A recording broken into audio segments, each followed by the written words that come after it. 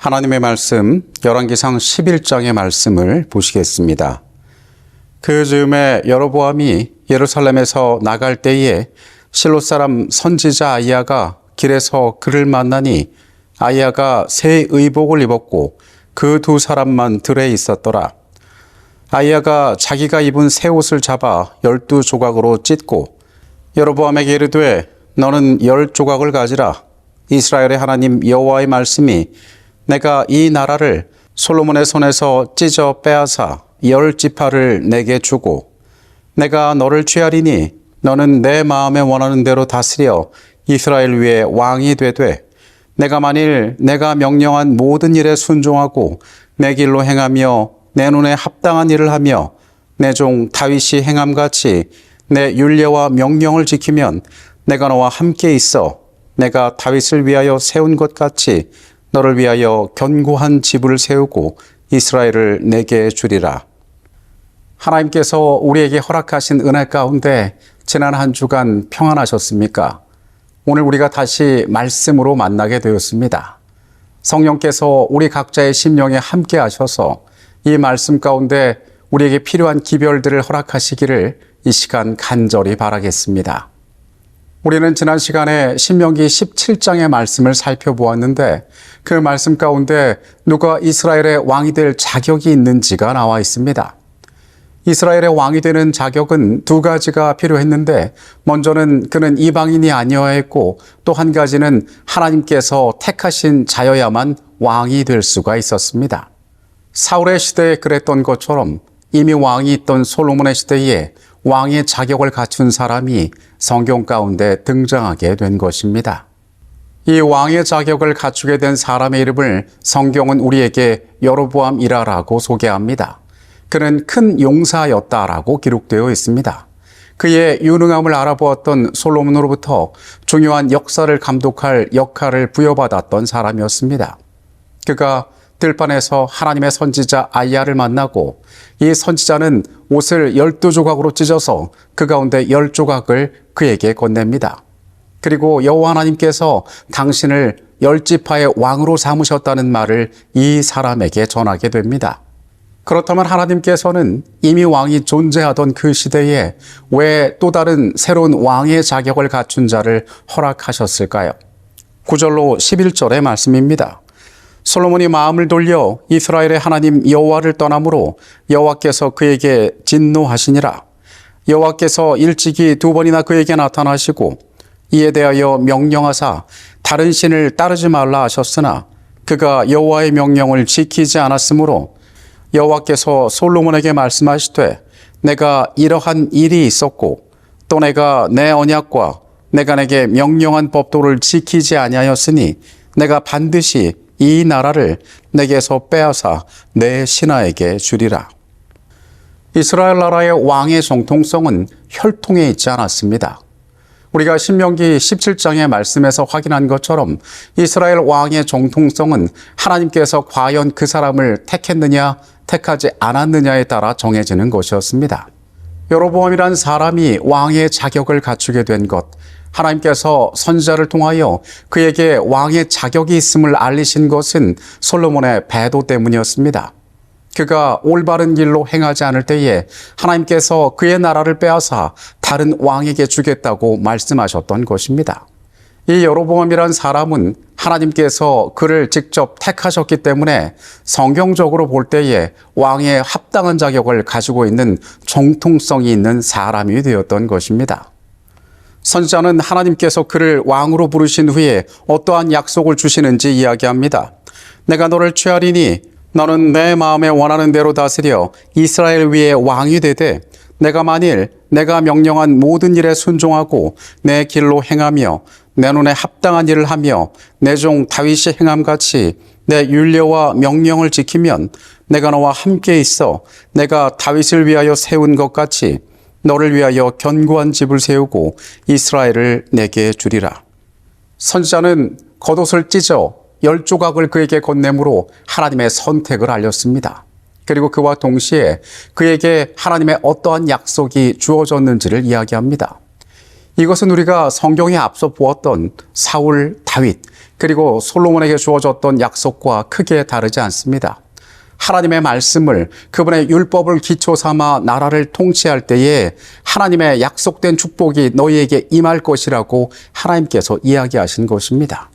우리는 성경의 이 모든 내용들을 살펴볼 때에 하나님께서 분명하게 그를 왕으로 세우고자 의도하셨다는 사실을 바라보게 됩니다. 그러나 사람의 세상에는 두 개의 태양이 존재할 수 없었습니다. 이러므로 솔로몬이 여로보암을 죽이려 하매 여로보암이 일어나 애굽으로 도망하여 애굽 왕 시삭에게 이르러 솔로몬이 죽기까지 애굽에 있으니라. 다윗이 사울의 낯을 피하여 도망하였던 것처럼 여로보암 역시 솔로몬의 낯을 피하여 도망하였습니다. 그리고 그는 솔로몬의 죽음 때까지 애굽에 거하였습니다. 그리고 다윗의 아들 솔로몬이 그 열조에게로 돌아갈 시간이 이제 다가왔습니다. 솔로몬이 예루살렘에서 온 이스라엘을 다스린 날수가 40년이라 솔로몬이 그의 조상들과 함께 잠에 그의 아버지 다윗의 성읍에 장사되고 그의 아들 르호보암이 대신하여 왕이 되니라. 솔로몬의 죽음은 나라에 중대한 변화를 가져왔습니다. 표면적으로 그의 아들 르호보암이 나라의 위를 이을 다음 계승자가 되는 것처럼 보였습니다. 하지만 앞선 여로보암의 사건에서 우리가 보았듯이 이제 그 나라는 그들이 예상하지 못했던, 사람들이 생각하지 않았던 운명 가운데로 들어가게 될 것이었습니다. 북쪽 지역에 있던 도시 세겜, 에브라임 땅에 속하였던 그 도시로 솔로몬의 아들 르호보암은 사람들을 만나기 위하여 갑니다. 그들의 왕으로 인정을 받기 위하여 그 자리에 갔던 것입니다. 그런데 그곳에 모인 지파의 대표들로부터 다음과 같은 청을 듣게 됩니다. 왕의 아버지가 우리의 멍에를 무겁게 하였으나 왕은 이제 왕의 아버지가 우리에게 시킨 고역과 매운 무거운 멍에를 가볍게 하소서. 그리하시면 우리가 왕을 섬기겠나이다. 새로운 왕이 나타나고 백성들은 변화를 요구하고 있었습니다. 솔로몬의 치세가 많은 부분에서 아름다운 것처럼 보였지만은 그 이면에는 백성들의 희생과 헌신이 있었습니다. 솔로몬은 그의 치세 후기에 사치스러운 삶의 이유 때문에 백성들로부터 많은 것들을 요구하게 되었습니다. 노역은 무거웠고 세금은 가혹했습니다. 그래서 백성들은 새로운 왕이 될 르호보암을 향하여 그것을 가볍게 해달라고 청하게 되었습니다. 왕을 요구하는 백성들을 향하여 선지자 사무엘이 경고했던 그 일이 이때 현실로 벌어졌던 것입니다. 르호보암은 이 요구에 대하여 즉시로 대답하지 않습니다. 그리고 그에게 3일의 시간을 달라고 요청합니다. 이 사람은 두 집단과 이 문제에 대해 의논합니다. 한 집단은 그의 아버지 솔로몬의 시대에 그와 함께 있던 지혜로운 노인들과 이 문제를 의논하였습니다. 노인들은 그에게 이렇게 답하라고 조언합니다. 왕이 만일 오늘 이 백성을 섬기는 자가 되어 그들을 섬기고 좋은 말로 대답하여 이르시면 그들이 영원히 왕의 종이 되리이다. 솔로몬과 함께했던 지혜로운 노인들은 왕이 백성을 섬기는 자가 되라라고 이야기합니다. 그렇게 하면 그들이 당신을 섬기게 될 것이라고 조언합니다. 왕은 또 다른 그룹과 이 문제를 의논합니다. 그들은 왕과 함께 성장했던 젊은이들이었습니다. 이 젊은이들은 왕에게 이렇게 대답하라라고 조언합니다. 내 새끼손가락이 내 아버지의 허리보다 굵으니 내 아버지께서 너희에게 무거운 멍에를 매게 하였으나 이제 나는 너희의 멍에를 더욱 무겁게 할지라. 내 아버지는 채찍으로 너희를 징계하였으나 나는 전갈 채찍으로 너희를 징계하리라. 젊은이들은 왕을 향하여 이야기합니다. 당신이 권위가 있어야 합니다. 당신이 힘이 있음을 보여주어야 합니다. 그러한 불평 따위는 눌러버릴 수 있어야 합니다. 그래서 당신은 그들의 질문에 끌려다닐 것이 아니라 강력하게 대응해야 한다라고 이야기합니다. 전혀 상반된 이 두 개의 조언 가운데 왕은 누구의 말을 들었을까요? 르호보암은 이 젊은이들의 말에 귀 기울여 3일 후에 이스라엘의 지도자들을 만나 포악한 말로 대답하였다고 성경은 이야기합니다. 이제 왕의 대답에 대한 반응이 나타날 시간이었습니다. 온 이스라엘이 자기들의 말을 왕이 듣지 아니함을 보고 왕에게 대답하여 이르되 우리가 다윗과 무슨 관계가 있느냐? 이새의 아들에게서 받은 유산이 없도다. 이스라엘아, 너희는 장막으로 돌아가라. 다윗이여, 이제 너는 내 집이나 돌아보라 하고 이스라엘이 그 장막으로 돌아가니라. 북방의 10지파는 더 이상 그들이 다윗의 집안이 통치하는 그 나라에 함께하지 않기로 결정하였습니다. 그리고 그들은 애굽에서 돌아온 왕의 자격을 갖춘 자, 하나님께로부터 택함을 받았던 여로보암을 그들의 새로운 왕으로 세웠습니다. 하나였던 나라는 이제 두 개의 나라로 갈라지게 되었던 것입니다. 그들에게 두 왕의 시대가 시작되었던 것입니다. 예루살렘으로 돌아온 르호보암은 나라의 분열을 원하지 않았습니다. 자신의 왕권의 약화를 원하지 않았습니다. 그래서 유다와 베냐민으로부터 18만 명의 용사를 소집합니다. 다시 통일을 위한 전쟁을 시작하려고 준비하였던 것입니다. 같은 민족 간에 피비린내 나는 내전이 시작될 위험이 있었습니다.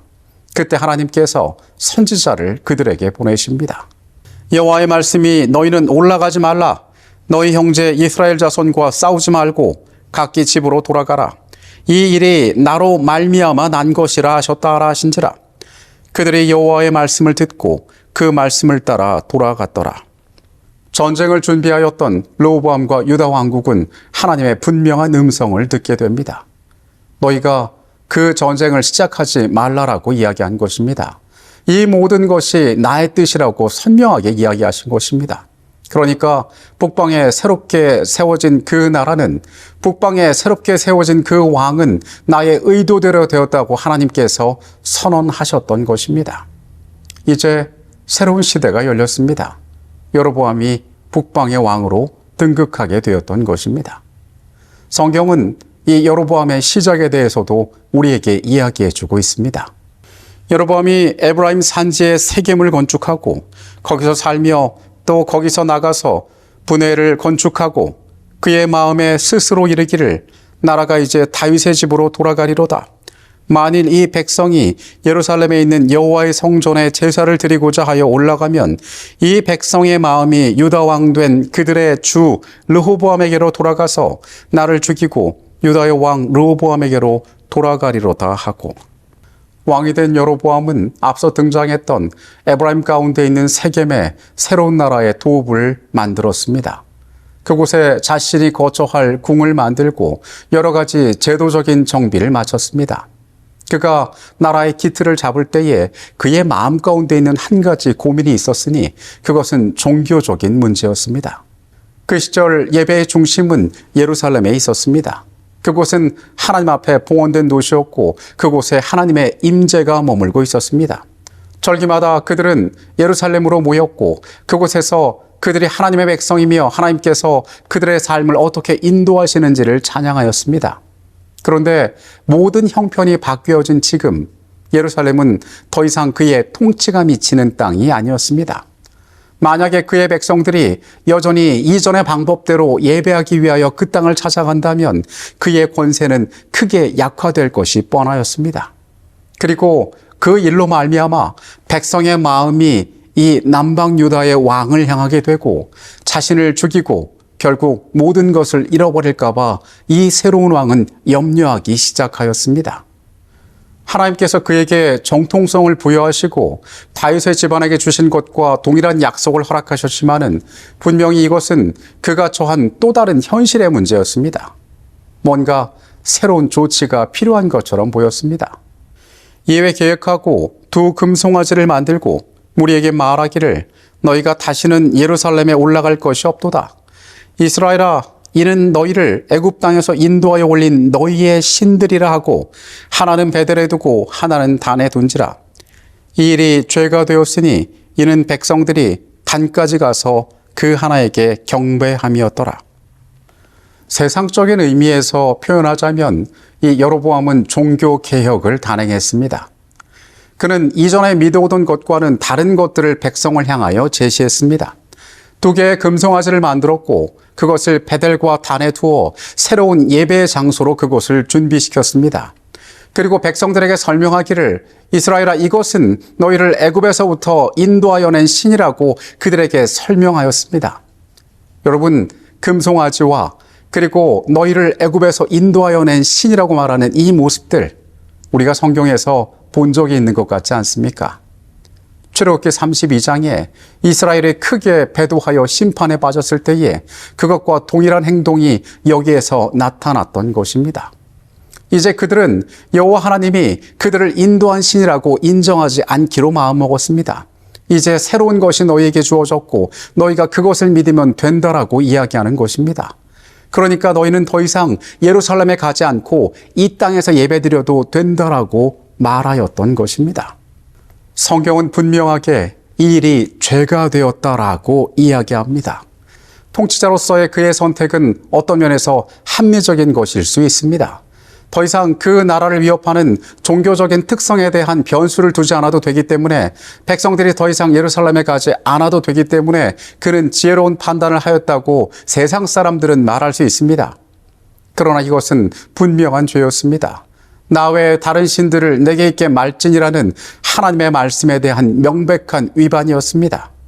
그는 하나님께로부터 왕의 정통성을 부여받았음에도 불구하고 그분의 약속 가운데 거하지 않았음이 이 과정에서 분명하게 드러났던 것입니다.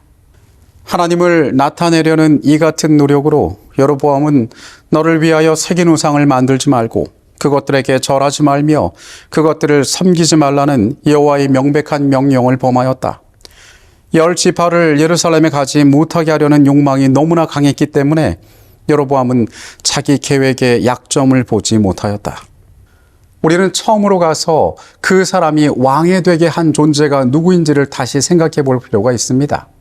하나님께서 그가 왕이 되게 하셨습니다. 세상의 그 어떤 것도 아닌 그 자신의 능력도 아닌 하나님께서 그를 왕으로 부르셨습니다. 그런데 그는 가장 중요한 것을 망각하고 있었습니다. 자신의 형편을 바라보고 있었습니다. 그에게 가장 중요한 것은 자신의 생명이 위협받지 않는 것, 그의 나라가 세상적으로 든든히 서는 것이었습니다.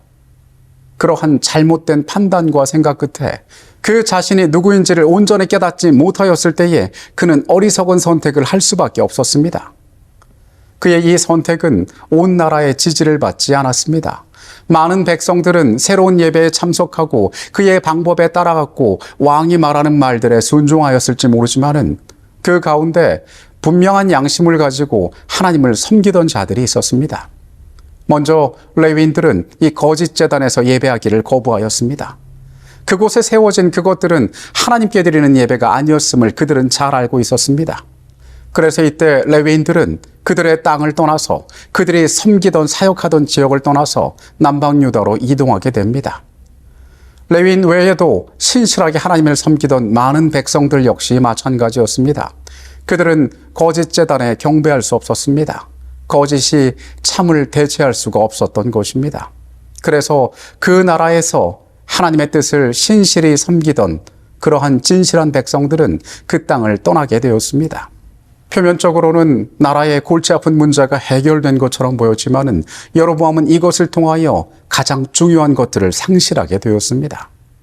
선지자의 글은 이렇게 시작된 두 왕국의 운명이 어떻게 흘러가게 되었는지를 우리에게 이야기해 줍니다. 일찍이 르호보암 통치 초기에 나라가 분열됨으로 인하여 이스라엘의 영광은 떠나기 시작했으며 그 후에 결코 그 찬란한 영광을 다시 회복하지 못했다. 그 후 수세기를 지나는 동안에 때때로 도덕적으로 훌륭하고 선견지명이 있는 사람들이 다윗의 보좌를 차지하였으며 이러한 군주들의 통치로 인해 유다 사람들에게 내린 축복이 인근 민족에게까지 미쳤다. 때때로 여호와의 이름이 모든 거짓 신들 위에 높임을 받았고 여호와의 율법은 존중이 여김을 받았다. 때때로 유력한 선지자들이 일어나 통치자들의 손을 강하게 하고 백성들을 격려해서 계속 충성하도록 하였다. 그러나 르호보암이 왕위에 오를 때에 이미 싹튼 악의 종자들은 결코 완전히 근절되지 않았을 뿐 아니라 한때 하나님의 은총을 받던 백성들이 이방인들 중에 웃음거리가 될 만큼 깊이 타락하기도 하였다. 그러나 우상 숭배의 습관에 젖어버린 자들의 완고함에도 불구하고 하나님께서는 자비스럽게도 분열된 나라가 완전히 멸망하지 않도록 당신의 능력으로 하실 수 있는 모든 일을 하시고자 하였다. 세월이 흐름에 따라 이스라엘에 대한 당신의 목적이 사단의 대리자들의 충동을 받은 자들의 책략으로 말미암아 완전히 실패한 것처럼 보였으나 하나님께서는 여전히 선민들의 포로와 석방을 통하여 당신의 자비스러운 계획을 나타내셨다. 우리는 앞서 이 여로보암을 왕으로 세웠던 것은 하나님이셨다라고 이야기하였습니다. 그리고 왕이 존재하던 시대에 새로운 왕을 하나님께서 허락하신 이유는 솔로몬의 배도 때문이라고 하였습니다. 그렇다면 새로운 왕의 존재는 이 솔로몬의 나라 유다 왕국에는 심판으로 다가왔던 사건이었습니다. 왜 하나님께서 나라의 분열을 허락하셨는가?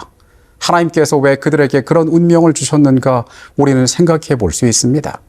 우리는 성경 가운데에서 하나님께서 허락하신 이 분열이 그들 가운데 심판이 되기도 하였지만은 하나님께서 그들을 향하여 끊임없이 베푸시는 은혜와 구원의 손길이었다는 사실을 기억할 필요가 있습니다. 하나님께서는 그 나라의 모든 순간마다 그들을 구원하기 위하여 애쓰셨습니다. 다윗의 집안에서 등불을 거두시지 않았던 하나님께서는 그 나라에 끊임없는 음성을 들려주셨습니다. 때로 선한 왕이 나타나서 선한 치세를 펼치기도 하였습니다. 그 민족을 통하여 천하 만민에게 복을 주고자 하셨던 하나님의 계획이 어느 정도 성취되는 것처럼 보였습니다. 그러나 세상은 점점 악하여 갔습니다. 그 나라의 하나님께서는 선지자를 통하여 여러 방법을 통하여 그들을 구원하고자 애쓰셨습니다. 이 모든 일들이 하나님께서 그들을 심판하심은 물론 그들을 구원하시기 위하였다는 것을 우리는 기억할 필요가 있습니다.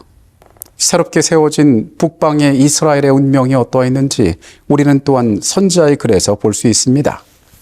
그러나 여호와께서는 이스라엘이 당신에게 돌아와 충성하도록 하기 위하여 할 수 있는 모든 일을 하시기까지 이스라엘을 버리지 아니하셨다.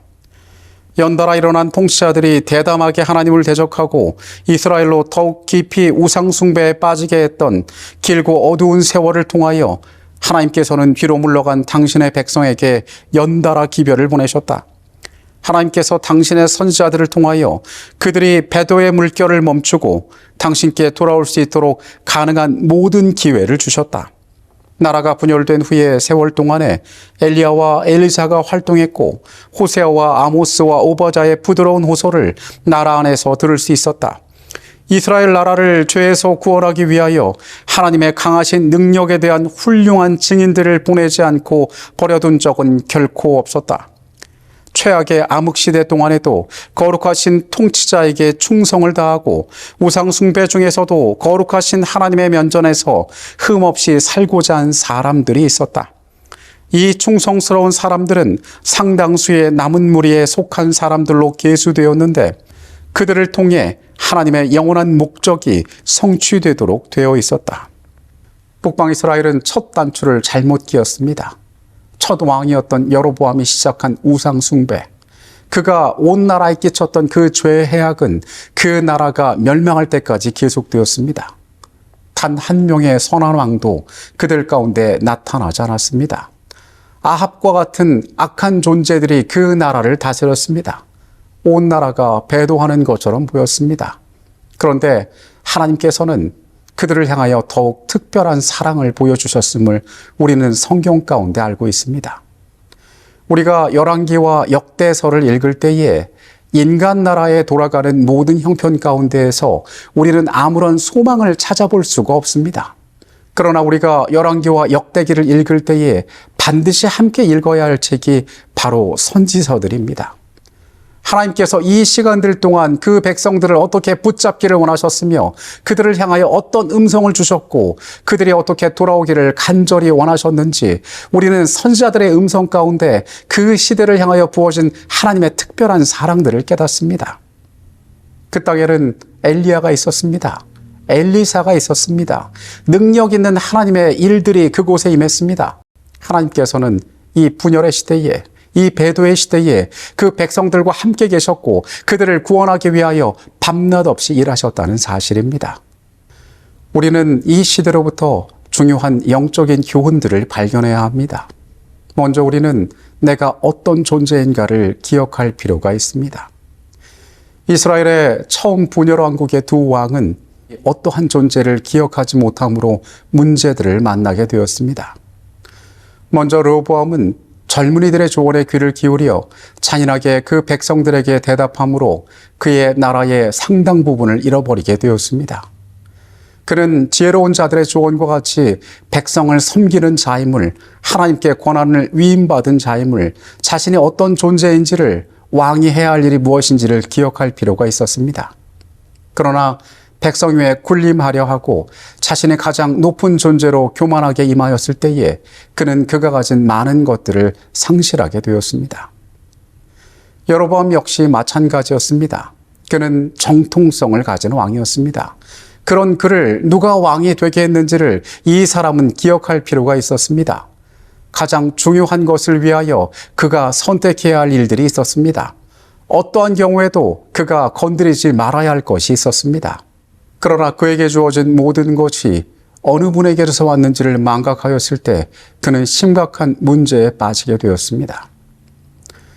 여러분, 우리는 하나님께서 우리의 창조주이심을, 우리의 구원자이심을 매일 고백하고 살아가는 존재가 되어야 합니다. 오늘 하나님께서 우리의 삶을 존재하게 하셨고 죄 가운데 속절없는 우리의 운명을 구원하셨음을, 그분의 공로가 없이는 나의 삶이 하루도 온전히 서 있을 수 없음을 우리가 고백하지 않는다면 우리 역시 이 실패한 두 왕의 운명과 같아질 수가 있습니다. 매일 그리스도의 십자가 앞에서 내가 어떠한 존재인지를 발견하고 나의 삶의 모든 선택들이 그분의 뜻에 합당한 것이 될 수 있도록 우리의 생애를 준비하게 되시기를 바라겠습니다. 우리가 또한 이 말씀들 가운데 주목하여 볼 것은 누가 높아지기를 원했느냐라는 것입니다. 르호보암은 자신의 자존심이 손상받지 않기를 원했습니다. 백성을 섬기겠다고 말하는 것을 굴욕이라고 느꼈는지도 모르겠습니다. 그는 자기 스스로를 높이기를 원했던 것입니다. 여로보암 역시 마찬가지였습니다. 그가 가장 염려하는 것은 자신의 아니었습니다. 내가 죽으면 이게 다 무슨 소용이냐라는 세상의 말처럼 그는 자신의 안전만을 첫 번째로 생각하였습니다. 그 나라의 모든 형편들은 그에게 중요한 것이 되지 않았습니다. 더 나아가서 그를 향하여 모든 것을 허락하셨던 그 하나님께 이 일이 영광이 될지 욕이 될지조차 그에게는 자신의 이익 앞에서 중요하지 않았습니다. 여러분, 얼마나 슬픈 일입니까? 그와 동시에 이러한 문제는 우리의 생애 가운데서도 끊임없이 반복되어지고 있지 않습니까? 여러분의 인생에서 가장 중요한 것은 무엇입니까? 내가 없으면 이게 다 무슨 소용이냐는 세상의 말을 따라서 우리는 우리의 이익을 위하여 끊임없이 살아가고 있지 않습니까? 눈앞에 있는 이익을 마주할 때 이것이 때로 하나님께서 내게 바라시는 삶과 정면으로 배치됨에도 불구하고 나의 이익을 위하여 기꺼이 하나님의 것에 대하여 눈 감고 그것을 멀리하고 그것을 거역하는 일들이 우리에게 벌어지고 있지 않습니까? 여러분, 우리의 그런 선택은 우리를 불안하고 약속 없는 우리의 미래로 이끌게 될 것입니다. 하나님께서 우리의 하나님이 되실 수 없기 때문입니다. 오늘 우리의 삶이 누구를 높여야 하는지를 기억하게 되시기 바랍니다. 누구의 것을 먼저 구별해야 할지를 기억하게 되시기 바랍니다. 우리가 어떠한 존재로 살아갈 때에 하나님께 영광이 될 수 있는지를 우리는 가장 먼저 생각하는 자들이 되어야 합니다. 그것이 이 분열과 배도의 시대에서 우리가 배워야 할 중요한 교훈이 될 것입니다. 마지막으로 우리가 기억해야 할 것은 이 모든 부족과 실패 가운데서도 하나님께서는 우리의 구원을 위하여 일하고 계신다는 사실입니다. 주께서는 구원하려 하시지 멸하려고 하지 않으신다. 그분은 죄인들을 구원하시기를 기뻐하신다. 주 여호와의 말씀에 나의 삶을 두고 맹세하노니 나는 악인의 죽는 것을 기뻐하지 아니하노라. 주께서는 경고와 간청으로 불순종하는 무리들에게 그들의 행악을 그치고 당신께 돌아와서 살라고 부르신다. 우리는 세상에서 일어나는 일들에서 때로 축복과 저주를 분간하기도 합니다. 내가 어려운 형편에 빠지거나 인간적으로 실패한 것 같은 모습이 나타날 때에 사람들은 하나님의 심판이 임했다라고 이야기하곤 합니다. 이스라엘이 그 위세를 잃고 두 개의 왕국으로 분열되는 이 사건, 겉으로 볼 때에 이것은 솔로몬의 집안에 내려진 하나님의 심판이었습니다. 어떤 면에서 맞습니다. 그러나 우리는 그러한 관점으로만 하나님의 일들을 보아서는 안 될 것입니다. 하나님께서는 그 백성을 경고하시고 심판하시지만은 그 백성을 어떻게 하면은 그들의 잘못된 길에서 돌이키실지 끊임없이 일하고 계신다는 사실입니다. 이 두 왕국의 배도 시대에 하나님의 은혜는 그 나라 가운데에서 단 한 번도 거두어진 적이 없었습니다. 주께서는 끊임없이 선지자들을 보내셔서 그들의 삶을 돌아오게 하기 위하여 애쓰셨습니다. 마찬가지로 여러분, 우리의 삶이 하나님에게서 멀리 떨어져 있고 우리의 지금의 현실이 그분의 약속대로 되어지지 않는다고 해서 그분께서 우리를 완전히 버리셨다고 생각하지 않게 되시기 바랍니다. 그분께서는 하나님 앞으로 우리가 더 가까이 올 수 있게 하기 위하여 끊임없이 우리를 향하여 그분의 자비의 말씀을 선포하신다는 사실을 기억하게 되시기 바랍니다. 나는 이미 버리워진 존재라고, 그분께서 나를 포기하셨기 때문에 내게 남은 거는 심판밖에 없다고 이야기하지 않게 되시기 바랍니다. 보내셨던 그 수많은 선지자들, 그분께서 그들을 통하여 보내셨던 그 음성은 그분의 나라를 위한 사랑의 기별이었음을, 그분의 간절함이었음을 우리는 이 시대 가운데 배워야 합니다. 그리고 동일하게 그 음성은 오늘 우리를 향하여서도 전해지고 있습니다. 오늘 우리는 이 분열과 배도의 시대를 바라봅니다. 그리고 우리의 시대가 겪고 있는 그 문제들과 어쩌면 크게 다르지 않음을 바라봅니다. 이 말씀들 가운데 중요한 교훈들을 기억하게 되시기 바랍니다. 내가 누구인지를 발견하고 누구를 위해 살아갈지를 기억하고 그 하나님께서 나의 삶을 위하여 오늘도 어떻게 애쓰고 계시는지를 우리는 기억할 필요가 있습니다. 그분의 은혜 가운데 우리의 시간들을 살아가게 되시기를 바라겠습니다. 이 시간 말씀을 마치겠습니다. 우리를 사랑하시는 아버지 하나님, 이 땅의 어떤 형편 가운데서도 주께서는 그분의 백성을 사랑하시고 그들을 기다리고 계심을 우리가 깨닫게 하여 주시옵소서. 분열과 배도의 시대 가운데에 우리가 교훈을 얻기를 원합니다. 하나님, 우리가 어떤 존재이며 나의 삶이 누구를 높이고 있는지 우리 스스로가 발견하게 하여 주시옵소서. 어두운 시절 선지자들을 통하여 그들을 깨우시고 돌아오라 호소하셨던 그 하나님의 음성을 우리가 기억하게 하여 주시옵소서. 하나님, 우리의 죄된 것을 내어놓으니 우리 각자에게 가장 합당한 음성으로 말씀하여 주시옵소서. 이 시간에 같이 계셨음에 감사드립니다. 예수 그리스도 이름으로 기도합니다. 아멘.